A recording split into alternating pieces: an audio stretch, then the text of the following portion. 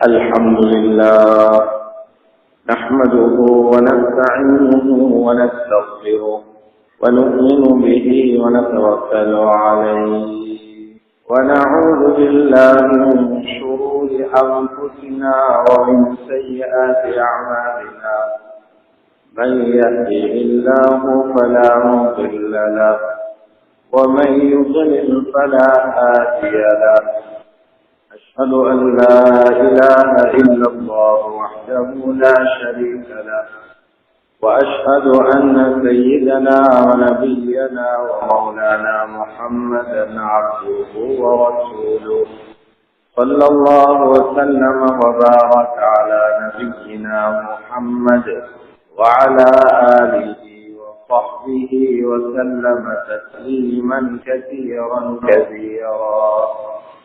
أما بعد فيقول الله سبحانه وتعالى أعوذ بالله من الشيطان الرجيم بسم الله الرحمن الرحيم ولقد ذرأنا لجهنم كثيرا من الجن والإنس لهم قلوب لا يفقهون بها ولهم أعين لا يبصرون بها ولهم آذان لا يسمعون بها أولئك كالأنعام بل هم أضل أولئك هم الغافلون.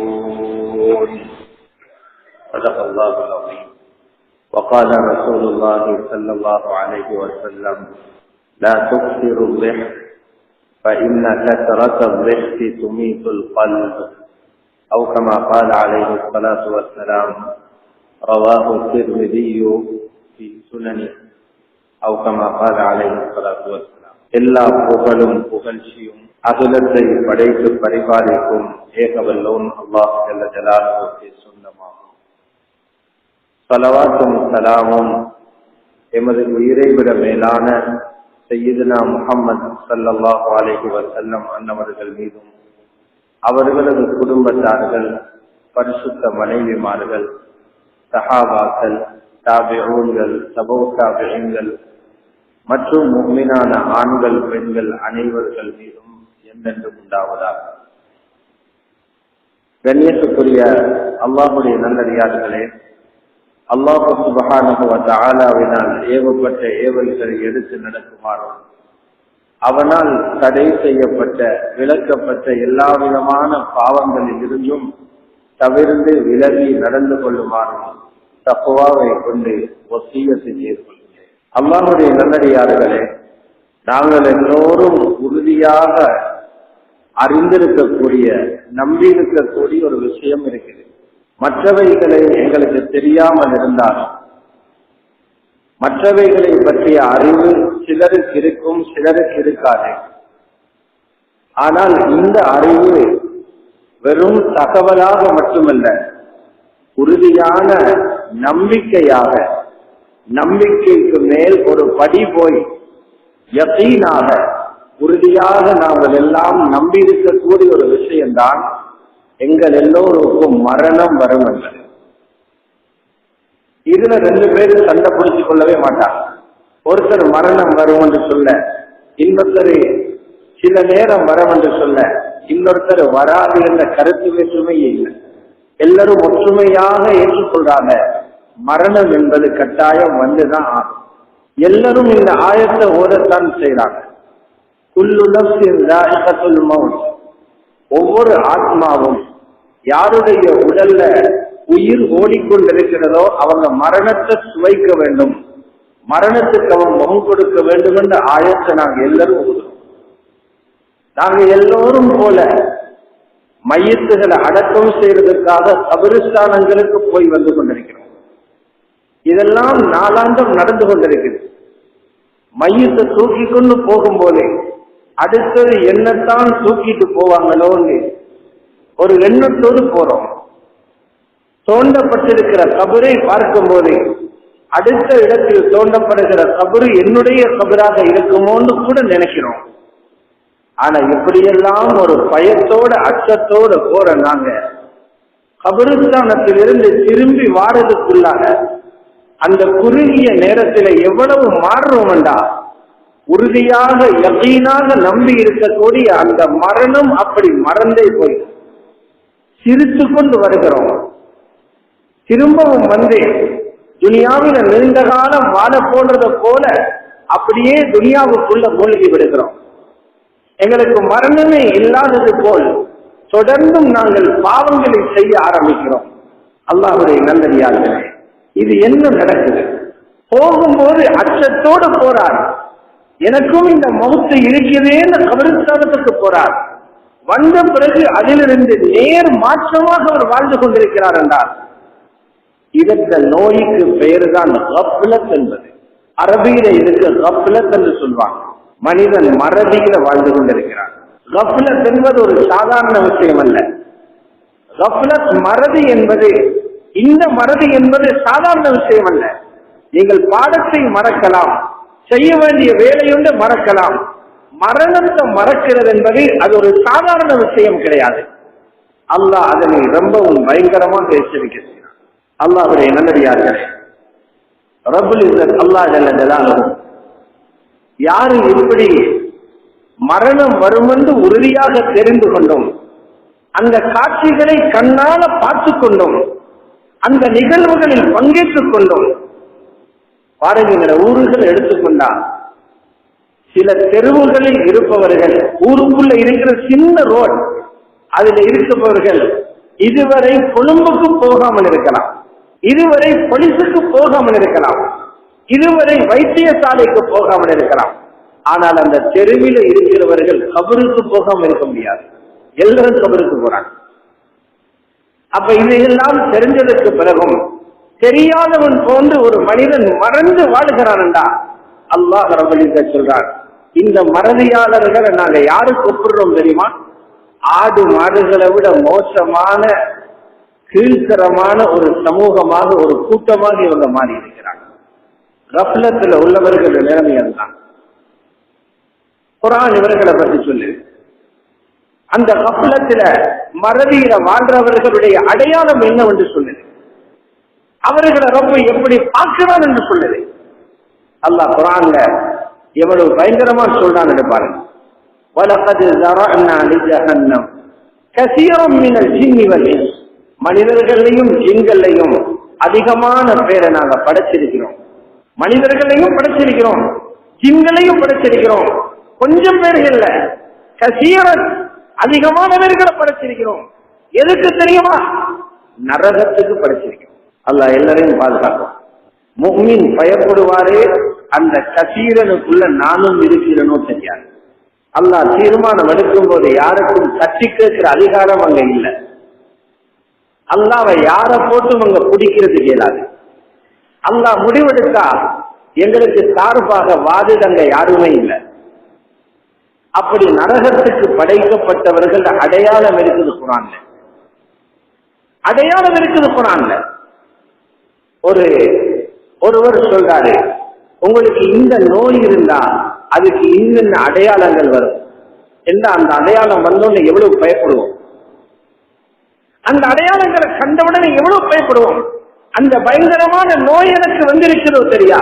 ரப்பல் சொல்றான், நரகத்துக்கு யார படைச்சிருக்கிறோமோ அவங்களோட அடையாளத்தை பாருங்க. அவங்களோட அடையாளம் என்ன தெரியுமா? லஹும் குலூபுன் லா யஃபஹூன பிஹா, அவங்களுக்கு உள்ளங்கள் இருக்குது, அவங்க சிந்திக்கிறாங்க.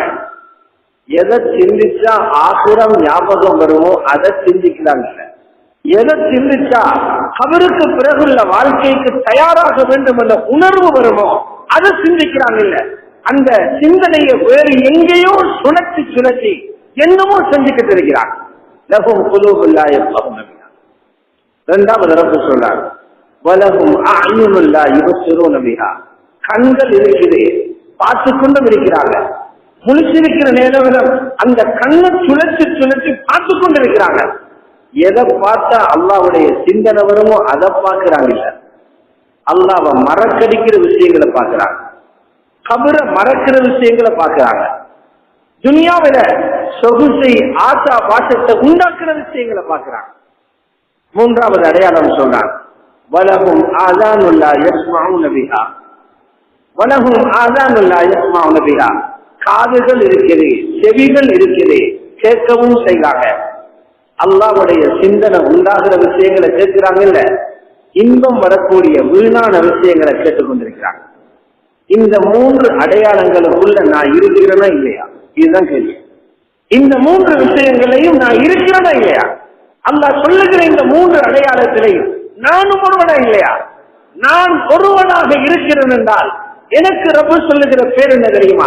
உலாயிக கல் அன்ஆம், கயிறு போட்டு கட்டி இருக்கிறவர்கள் மட்டுமல்ல மிருகங்கள், இவங்களும் மிருகத்தை போலதான், இவங்களுக்கு கால்நடைகளை போலதான். ஒட்டகம், மாடு, ஆடு இருக்குது, அதை போல ஆட்கள் தான் இவங்க. சொர்க்க நரகம் இல்லை என்று நினைச்சு வாழ்றவங்க. மிருகங்களுக்கு சொர்க்கமும் இல்லை நரகமும் இல்லை. கியாமத்தில் அல்லாஹ் மண்ணோடு மண்ணாக்குவான். அப்படி நினைச்சுக்கிட்டு வாழ்ற மிருகங்கள் தான் இவங்க. கல் அன்ஆம் ரப்பு சொல்ல இல்ல, அதை விடவும் செயல போயிட்டாங்க. பல்ஹும் அபல், அதை விடவும் கெட்டு போனவன் சொல்லி இவர்களுக்கு சொல்ற பேர் என்ன தெரியுமா? உலாயிக ஹுமுல் காஃபிலூன், இவங்களுக்கு பேர் மிருகத்தை விட கேடு. இவர்கள் தான் மறதியில் வாழ்றவங்க. நான் சொன்னேன் மறதி என்றால் உறுதியாக நடக்கும் என்று தெரிந்தும் அடுத்த நிமிடம் மறக்கிறவங்க. கபிரிஸ்தானத்துக்கு போகும்போது அச்சத்தோடு போனவங்க, பயத்தோடு போனவர்கள் திரும்பி வரும்போது சிரித்துக் கொண்டு வர்றாங்க, திரும்பி வரும்போது அரசியல் பேசிக்கிட்டு வர்றாங்க, திரும்பி வரும்போது ஸ்போர்ட்டை பத்தி பேசிட்டு வர்றாங்க, திரும்பி வரும்போது பிசினஸ் பேசிட்டு வர்றாங்களே. இருக்கிறோம். ரொம்ப பயங்கரமான ஒரு விஷயத்தை அல்லாஹ் பெற்றுக் கொண்டிருக்கிறார். அல்லாஹ்வுடைய நல்லடியார்களே, இதற்கான அடிப்படையான காரணம் என்னவென்றால், அடிப்படையான காரணம் யாரெல்லாம் உள்ளத்தில் நீண்ட காலம் வாழ போறோம் என்று எண்ணத்தை பதிவு செஞ்சு கொண்டாங்களோ இவர்களுக்கு ஏற்படுகிற அவலம் தான். யாரோட உள்ளத்துல மௌத்துக்கு தயாராகிற எண்ணம் இல்லையோ, வாயால சொன்னா மௌத்தாகிறேன், கல்வுக்குள்ள இருக்குது இன்னொரு 50 வருஷமாவது நான் வாழ்வேன், அவருக்கு இன்னமும் பொடியன் என்ற எண்ணம். வயது இருக்குது 50 பாஞ்சி, பல்லும் விழுந்து கொண்டையெல்லாம் வெள்ளை நிறமாக மாறி அதை அவருக்கு தயாராக என்று அதெல்லாம் சிக்னல் கொடுத்து கொண்டிருக்கிறேன். தாடியில் உள்ள வெள்ள முடிகள் எல்லாம் சிக்னல் கொடுக்குது, நீ வாழ்ற காலம் முடிஞ்சிருச்சு, அவருக்கு தயாராக. தலையில் உள்ள கொண்டைகள் எல்லாம் கருப்பே வெள்ளையாக மாறி உனது உலக வாழ்க்கை முடிஞ்சிருச்சு, அவருக்கு தயாராக என்று சொன்னாரு. அவன் தயார், அவனுக்கு 60 என்றாலும் உள்ளம் 18 நிற்கிறது, உள்ளம் 18 எண்ணம். அல் இமாம் ஹஸனுல் பஸ்ரி ரஹ்மத்துல்லாஹி அலைஹி சொன்னார், மா அஸால அப்துன் அல் அமல் இல்லா அத்தா அல் அமல். யாருடைய உள்ளகத்தில துனியாவில் ஆழமாக போக வேண்டும் என்ற நீண்ட நீண்ட சிந்தனைகள் இருக்கிறோம், துனியாவில் இறங்கினது போதா இன்னமும் இறங்கணும், துனியாவில் அனுபவிச்சது போதா இன்னமும் அனுபவிக்கணும், துனியாவில் கிடைச்சது போதா இன்னமும் அடையணும் என்று ஆழமான தூரமான சிந்தனைகளை வச்சிருக்கிறாங்களோ இவங்க அமல் செஞ்சுக்க மாட்டாங்க. அமலை கெடுத்து வாங்கலாம், தொழுகையை கெடுத்திடுவார், நோம்பை கெடுத்திடுவார், பார்வையை கெடுத்திடுவார், பேச்ச கெடுத்திடுவார். இவருடைய பட்டோல நாரும் அவிஞ்சி நாடுறத போல பட்டோட நாடிக்கொண்டிருக்கும். துனியாவுடைய ஆசை யாருக்கு நீளமாக இருக்கிறதோ அவர்கள். அல்லாஹ்வுடைய நல்லடியார்கள், தனிமையில இருந்து மனதில கைய வச்சு கேட்டு பாருங்க, தனிமையில இருந்து மனதில கைய வச்சு கேட்டு பாருங்க. எத்தனை முறை நீ கபருக்கிட்ட போய் நின்றிருக்கிறாய், மற்றவர்களை கபருக்குள்ள தூக்கி வைக்கிற நேரம், கபனோட தூக்கி வைக்கிற நேரம் நீ அவர்களை பார்த்திருக்கிறாய். உன்னோட இருந்தவங்க, உன்னோடு படித்தவங்க, உன்னோடு உண்டாக கைவிட்டு சாப்பிட்டவங்க, உன்னோட மஸ்ஜிதுல பக்கத்துல இருந்து தொழுதவங்க, உன்னோட வியாபாரம் செஞ்சவங்க, உன்னோட பக்கத்து வீட்டுல இருந்தவங்க, எத்தனை பேரை நிரந்தர பயணத்துக்காக கபருக்குள்ள வச்சு இருக்கிற காட்சியை பார்த்தாங்க. எத்தனை மையத்துகள் குளிப்பாட்டப்படுகிற காட்சியை கண்டிருக்கிறார். எவ்வளவு பெரிய ஜம்பவான்கள் உருட்டி உருட்டி கழுவுறாங்க, ஆடைகளை எல்லாம் உருவி கழுவுறாங்க, மனசலத்தை வெளியிலே அழுத்தி தள்ளுறாங்க. அந்த காட்சிகளை எல்லாம் வெற்றி உத்தரவு பார்த்திருக்கிறார். கபருக்குள்ள இறங்கியும் இருக்கிறாங்க. இதையெல்லாம் கண்டதற்கு பிறகும் உன் வாழ்க்கையை திருத்த வேண்டும் என்று மனம் வரலே. உன் வாழ்க்கையை திருத்த வேண்டும் என்று மனம் வரலே. இது ஒரு கோழை வாழ்க்கை தான் வாழ்றது என்ற சின்னம் வரலே. அவனும் என்ன போல இப்படி எல்லாம் நினைச்சு கொண்டு வாழ்ந்துதான் அவனுக்கும் இந்த நிலைமை வந்தது. அவனுக்கு பிறகு நானும் இந்த நிலைமைக்குத்தானே போவேன், அதே பஸ்ஸில நானும் சேர்ந்துதானே பயணிக்கிறேன். அவன் இந்த கோலத்தில் இறங்கிட்டான், அடுத்ததுல நான் இறங்கணும் தானே. இந்த பூமியில அவனுக்கு கிடங்கு, அவனுக்கு கபரு, இன்னும் ஒரு 4 மீட்டர் தள்ளி எனக்கு கபரு சொல்லுவாங்க. ஏன் உன்னுடைய உள்ளம் மட்டும் இன்னமும் கல்லு போல இருக்குது?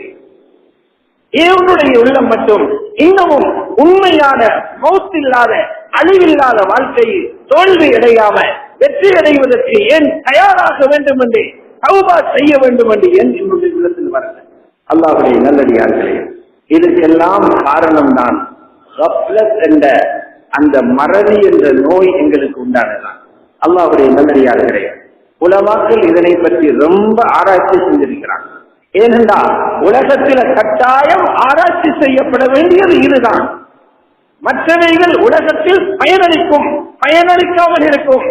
ஆனால் ஒரு மனிதனை மறுமைக்கு தயாராக்கி விடுவது, மறுமைக்கு தயாராகாமல் ஒரு மனிதனை சோம்பேறியாக்குவதற்கான காரணிகளை தேடி அதற்கான மருத்துவங்களை சொல்லிக் கொடுப்பது ஒரு மூமினுக்கு செய்கிற ஆகப்பெரிய உதவி.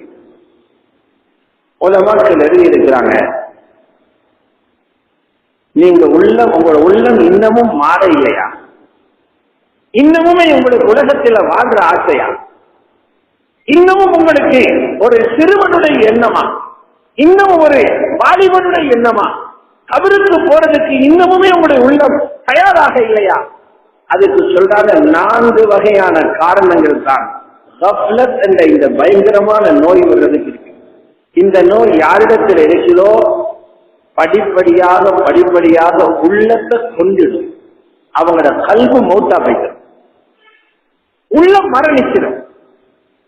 இந்த காரணிகளை கண்டுபிடித்து அதுக்குரிய மருத்துவம் மருந்து அவசரமாக செய்தோமா உள்ளம் இறப்பதிலிருந்து பாதுகாத்துக் கொள்ள முடியும். அதுல முதலாவது அடையாளம் தான் ஆரம்பத்தில் சொன்னது போல உலகத்தில் நீண்ட காலம் வாழ வேண்டும் என்ற ஆசை, நீண்ட பிளான். அவங்க சொல்லுவாங்க ஒரு மாஸ்டர் பிளான். எத்தனையோ மாஸ்டர் பிளான் மண்ணுக்குள்ள போயிட்டாங்க. அவர் மாஸ்டர் பிளானா, அவர்கிட்ட நீண்ட பிளான் இருக்கிறாங்க. எல்லா பிளானும் இருக்கு, நீ போயிடுவாய். எல்லா பிளானும் இருக்கு, போயிடுவாய். அல்லாஹ்வுடைய நல்லடியார்களே, அவருக்கு தெரியாது இன்றைக்கு இருந்து கொண்டு 10 வருஷத்துக்கு அங்காதத்தை யோசிக்கிறாரு. மலக்குகள் அவனை பார்த்து சிரிக்கிறாங்க. நாளைக்கு சுபகில இவன் உலகத்தை விட்டு போக இருக்கிறான். அவர் 10 வருஷத்துக்கு அங்கிட்டு பிளான் போடுறாரு. 20 வருஷத்துக்கு பிறகு ஒரு மாளிகையை சொந்தமாக்குறதுக்கு திட்டம் போடுறார். ஒரு பதவியை பிடிக்கிறதுக்கு திட்டம் போடுறாரு. அவருக்கு தெரியும் அடுத்த வாரம் உலகத்துல கதையே முடிஞ்சு இந்த உடம்பில் இருக்கிற சதைகளை எல்லாம் மண் தின்று போச்சு. நீண்ட எண்ணங்கள், நீண்ட ஆசைகள் ரொம்ப பயங்கரமான. ரசூல் ஸல்லல்லாஹு அலைஹி வஸல்லம் சஹாபாக்களுக்கு இந்த உலகத்தினுடைய வாழ்க்கையை பற்றி விளங்கப்படுத்துறதுக்கு ஒரு பொட்டி ஒன்று கீறினாங்க. 4 மூலைகளுள்ள ஒரு பொட்டி, ஹத்தும் முரப்பா. ரசூல்லா காட்டினாங்க, இந்த 4 மூலையில் உள்ள பொட்டி இருக்குதே, இதுதான் மனிதனுடைய வாழ்க்கை. அதுக்கு நடுவில் ஒரு கோடு கீறினாங்க. அந்த கோடு பொட்டிக்கு வெளியிலே போகுது. ரசூல்லா சொன்னாங்க, மனிதன் ஆசைகள் இது. வாழ்க்கையை விட ஆசை நீளம். வாழ்க்கையே ஒரு பொட்டி, அந்த பொட்டிக்கு வெளியில் அந்த கோடு போகுது. வாழ்வதை விடவும் அவனுக்கு கிடைக்கிற ஆசைகள். அந்த கோட்டின் 2 ஓரங்களிலும் சின்ன சின்ன சின்ன கோடுகள் போட்டாங்க. இதுதான் அவன் நீண்ட ஆசையில் இருக்கிற சிறு சிறு ஆசைகள். எனக்கு பணம் தேவை, எனக்கு பதவி தேவை, எனக்கு வீடு தேவை, எனக்கு மாளிகை தேவை, எனக்கு காணி தேவை, எனக்கு அது தேவை. இந்த சின்ன சின்ன ஆசைகள் அந்த கோடுகள். ரசூலுல்லாஹ் சொன்னாங்க, இந்த கோட்டில் இருந்து தப்பினா அதுல மாட்டிக்குவான், அதுல தப்பினா இதுல மாட்டிக்குவான். எல்லாத்திலிருந்தும் தப்பி சுவர்க்கம் போறதுங்கிறது லேசான விஷயம் இல்லை. ஆசைகளை குறைச்சிக்கோங்கன்னு சொன்னாங்க ஸல்லல்லாஹு அல்லாஹ்வுடைய நல்லடியார்களே. இந்த கஃப்லத் என்னும் மரணத்தை உறுதியாக அறிந்த பிறகும் அந்த மௌத்தை மறந்து வாழ்வதற்கான இரண்டாவது காரணிதான் அதிகமாக சிரிக்கிறது.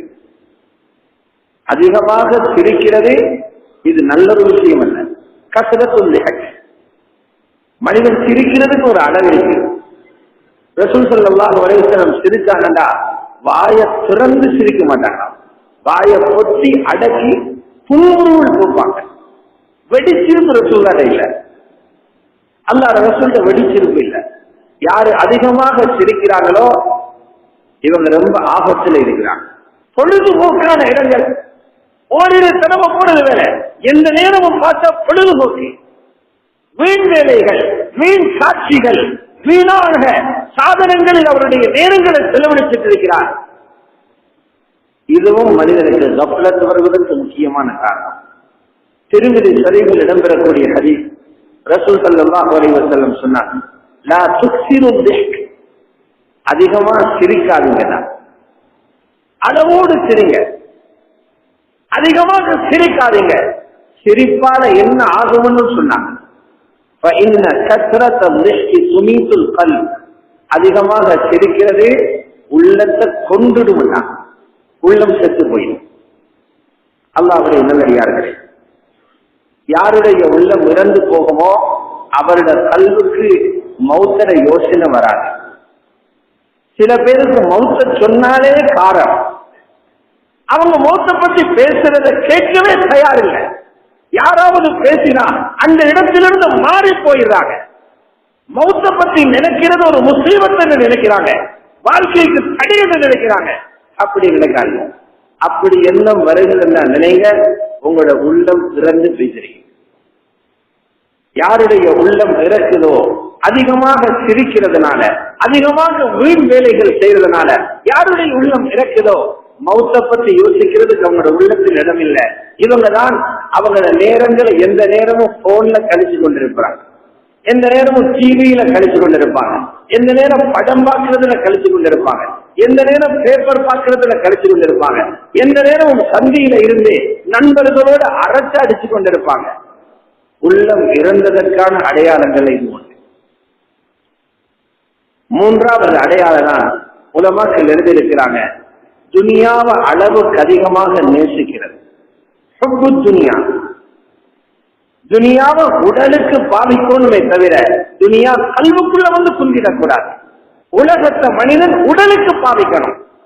காசி தேவை உடலுக்கு, பொருள் தேவை உடலுக்கு, காசி வந்து கல்வுக்குள்ள குந்திடக்கூடாது, பொருள்கள் உள்ளத்துல குந்திடக்கூடாது. யாருடைய உள்ளத்தில பணம் வந்து குந்துதோ அவருக்கு தீராத கவலை வரும். முகத்தில் ஒரு செழிப்பே தெரியாது.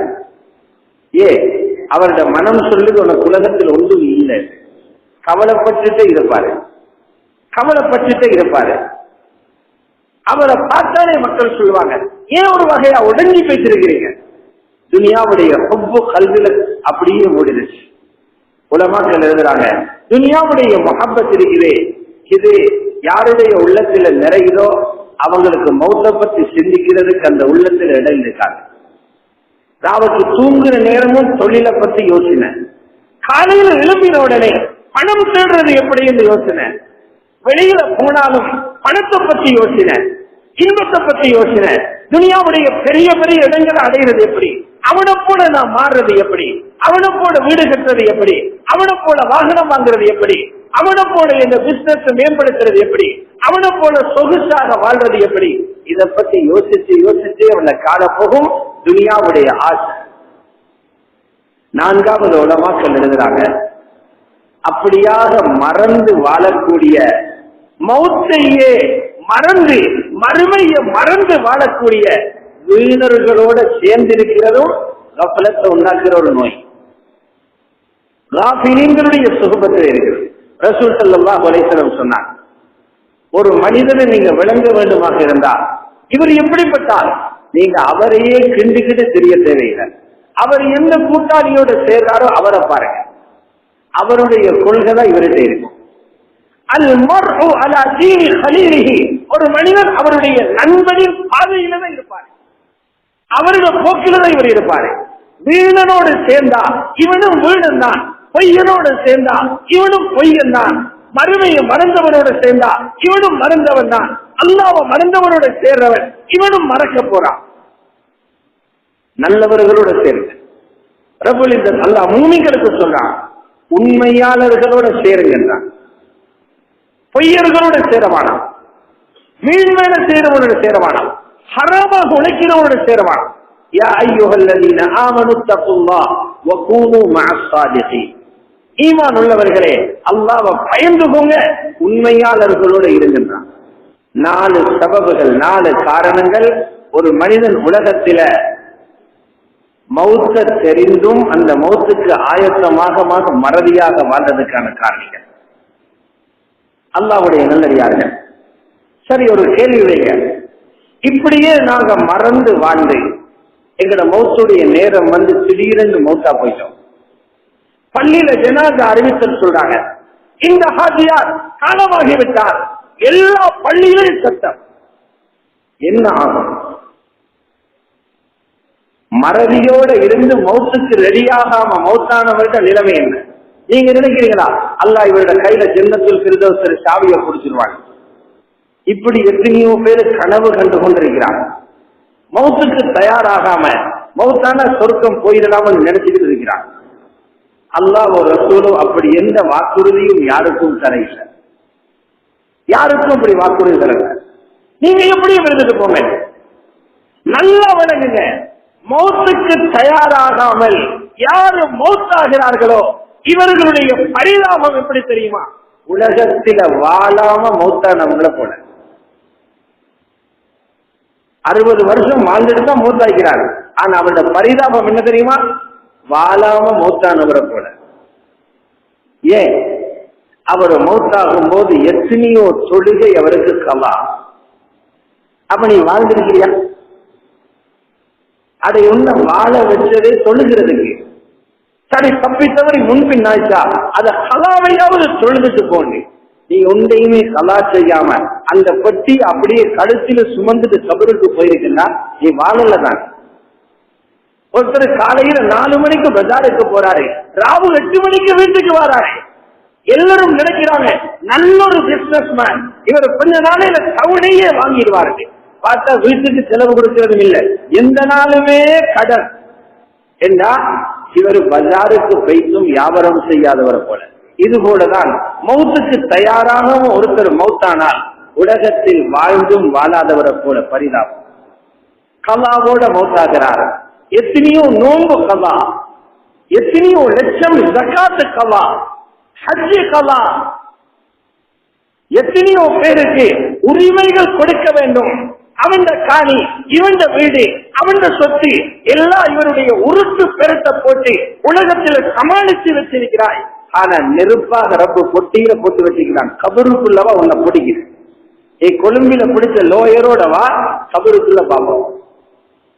நீ காலியில பிடிச்ச லோயரோடவா, அந்த லோயர் என்ன பேச போறார், நீ என்ன சொல்ல போறாய்? ஹசைக்க தங்க விடங்க. அங்க வாய கெட்டுவான், உடல் உறுப்புகள் தான் பேசுவாங்க. அவனை அடிச்சு இவனை அடிச்சு, அவனை ஏசி இவனை ஏசி, உம்பவை அள வச்சு, பாப்பவை அள வச்சு, தம்பியை அள வச்சு, நானவை அள வச்சு, மனைவி கனியாயம் செஞ்சு, பிள்ளைகளுக்கு கனியாயம் செஞ்சு, சுபஹானல்லாஹ். உலமாக்கள் எழுதுறாங்க, இவர் வாழ்ந்தும் வாழாதவரை போல.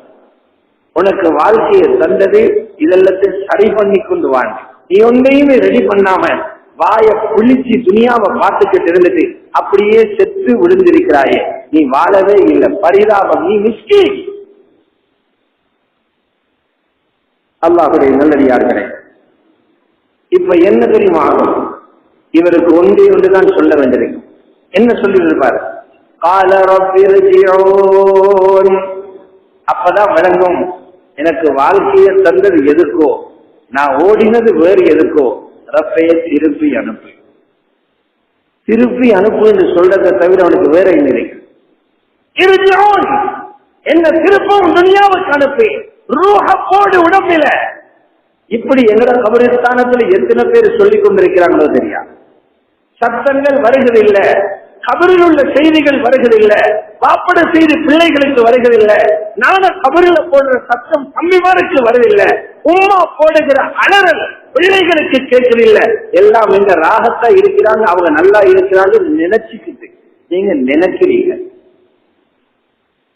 எத்தனையோ பேர் இறுதியோடு திருப்பி அனுப்பு திருப்பி அனுப்புன்னு கேட்டுக்கொண்டிருக்கிறாங்க. ஏன் திருப்பி அனுப்பணும்? லஅல்லி அஅமலு சாலிஹன், தெரியாம போயிச்சு, தெரியும் தான், தெரியாதவன் கூட வாழ்ந்தனே, சாலிஹான் அமல் செஞ்சு கொண்டு வரையாம திருப்பி அனுப்பி சாலிஹான் அமல் செய்து கொண்டு வர்றேன். அங்கேயும் சொன்னாங்க, அடுத்த நிமிஷம் மறந்தேன். கபிரஸ்தானத்திலே பயானுவ சொன்னாங்க, திரும்பி வரும்போது மறந்தேன், திருப்பி அனுப்பி. சுப்ஹானல்லாஹ். அல்லாஹ் ஒத்த வார்த்தையில அவன் நிம்மதியை பறிச்சு போட்டுருவான். ஒரு வார்த்தையில் அவன் எதிர்பார்ப்பு சுக்குநூறா போயிடும். அல்லாஹ் என்ன சொல்லுவான்? அல்ல நடக்கவே நடக்காது, அனுப்பவே மாட்டான், நடக்கவே நடக்காது. எதிர்பார்ப்புகளிடம் தூளாய் போய்விடும். இந்த நிலைமையில கபருக்கு போக போறோமா அல்லது கப்லத்தில் இருந்து எழும்பி போக போறோமா? ஆகவே உலமாக்கள் சொல்றாங்க, இந்த கப்லத் என்ற மறதியில் இருந்து, இந்த நோயிலிருந்து விடுபட்டு விழிப்போடு உலகத்துல வாழ வேண்டுமாக இருந்தா அதுக்கு சில மருத்துவங்கள் இருக்குது, அதுக்கும் சில மருந்துகள் இருக்குது. இந்த மருந்துகளை எடுத்துக்கொண்டு வீட்டுல போய் சொல்லுங்க. 5 வகையான மருந்து சொல்லி இருக்கிறாங்க. முதலாவது சொல்றாங்க, மௌத்த அதிகமாக நினைங்க. ஆகப்பெரிய டேப்லெட் இது, ஆகப்பெரிய மருந்து. மௌத்த அதிகமா நினைங்க. மௌத்த எப்ப நினைக்கணும்? மாதத்துக்கு ஒரு தடவை போதாது, ஒரு கிழமைக்கு ஒரு தடவை போதாது. ஒவ்வொரு நாளும் ராவைக்கு தூங்க முதல்ல யோசிங்க. எப்படி யோசிங்க? இது கடைசி ராவாக இருக்கலாம் பூமிக்கு மேல. ஒவ்வொரு நாளும் கடைக்கு போக முதல்ல யோசிங்க, இன்றைக்கு கடைசியாக கடைக்கு போறேன். ஒவ்வொரு நாளும் மஸ்ஜிதுக்கு வர முதல்ல யோசிங்க, கடைசி தொழுகைக்கு போறேன். ஒரு வைபவத்துக்கு போகும்போது நினைங்க, கடைசி வலிமா உங்களுக்கு போறேன். ஒரு பயணம் போகும்போது நினைங்க, கடைசி பிரயாணம் போறேன். இப்படி நினைச்சீங்கன்னா இது ஆகப்பெரிய விஷயம். அதனால ரசூல் ஸல்லல்லாஹு அலைஹி வஸல்லம் சொன்னாங்க, ஆகப்பெரிய டேப்லெட் ஒன்று கொடுத்தாங்க, அக்ஸிரு ஸிக்ர ஹாதிமில் லஸ்ஸாத். உலகத்துல சூன் இருக்கிறேன், சூன்ல தான் எல்லாம் பிறந்தாங்க.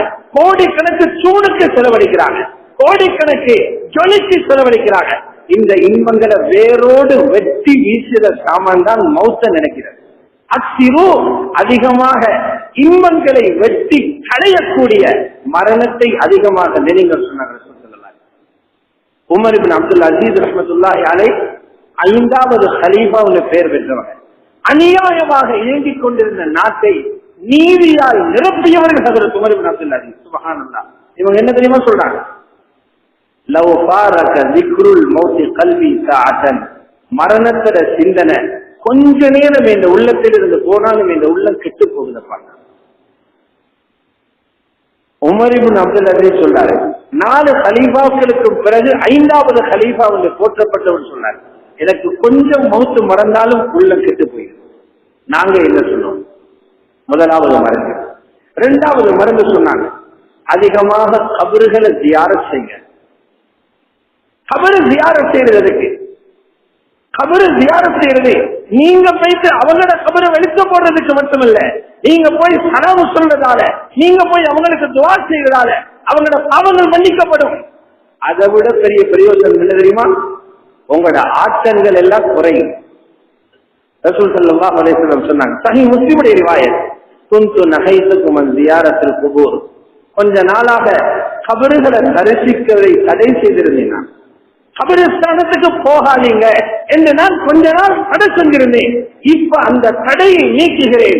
அலா ஃபஸூருஹா, கபறுகளை ஜியாரத் செய்யுங்கள். ஏன்? ஃபஇன்னஹா துதக்கிருக்குமுல் மௌத் அல்லது துதக்கிருக்குமுல் ஆখিরা. அந்த கபறுகளை தரிசிப்பதே மறுமையை உங்களுக்கு ஞாபகப்படுத்தும், மரணத்தை உங்களுக்கு ஞாபகப்படுத்தும்.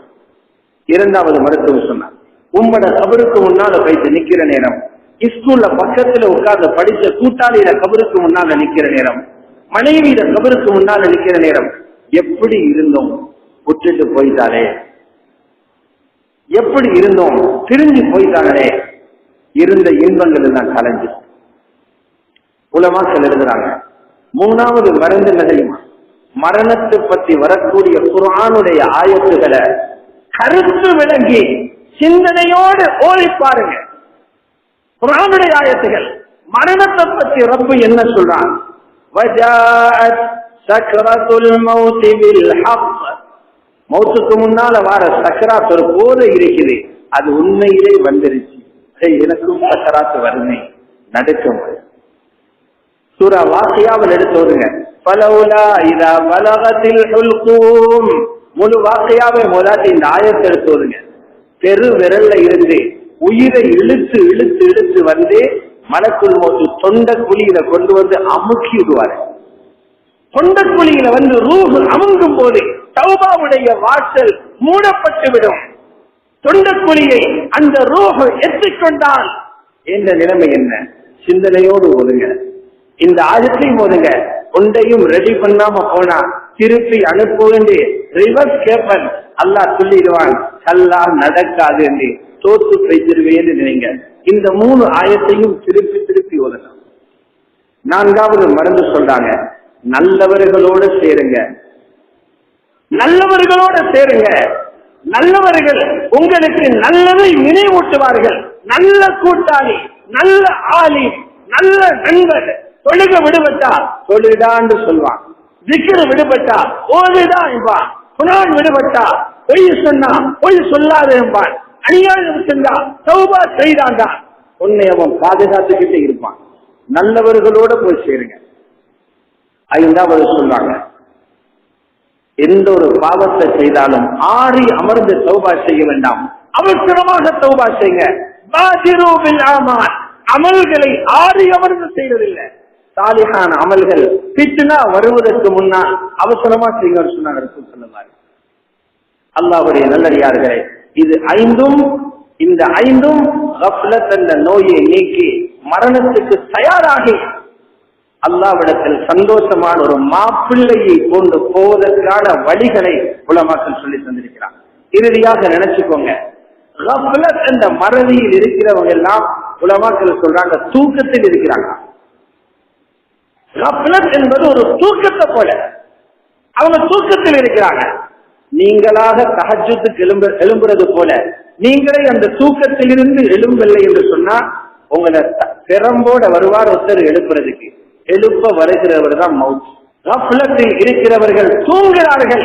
நீங்களே உரிய நேரத்துக்கு முன்பே எழுப்ப தவறி உங்களை எழுப்ப வருபவர் மவுத். அந்த மவுத்து வர முன்பே நாங்களே கண்விழி தெலும்பி மறுமைக்காக ஆசிரத்துக்காக தயாராகுவோம். கஃப்லத்திலிருந்து விடுபடுவோம். வல்லவன் அல்லாஹ் ஜல்ல ஜலாலுஹு எங்கள் அனைவர்களுக்கும் ஈருலகத்தின் வெற்றியையும் நிம்மதியையும் சந்தோஷத்தையும் தந்தருள்வானாக. யா அல்லாஹ் எங்களுடைய பாவங்களை மன்னித்தருள்வாயாக. பூரா உம்மத்துல் முஹம்மதியாவில் உள்ள முஸ்லிமான முஃமினான ஆண்கள் பெண்கள் அனைவர்களது பாவங்களை மன்னித்தருள்வாயாக. இந்த உலகத்தில் வாழ்ந்து வெற்றி அடைந்தவர்களாக ஆக்குவாயாக. யா அல்லாஹ் உலகத்தில் இருந்து போகும்போது முழுமையான தௌபாவையும் மஃபிரத்தையும் அடைந்தவர்களாக முன்னிடத்தில் வரக்கூடிய பாக்கியத்தை தந்தருள்வாயாக. கஃப்லத்தில் இருந்து பாதுகாப்பாயாக. முத்தயக்ஸின்களாக விழித்தவர்களாக இந்த உலகத்தில் வாழ்வதற்கும் நீ கிருபை செய்வாயாக. வஆகிரு தஅவானா அனில் ஹம்துலில்லாஹி ரப்பில் ஆலமீன்.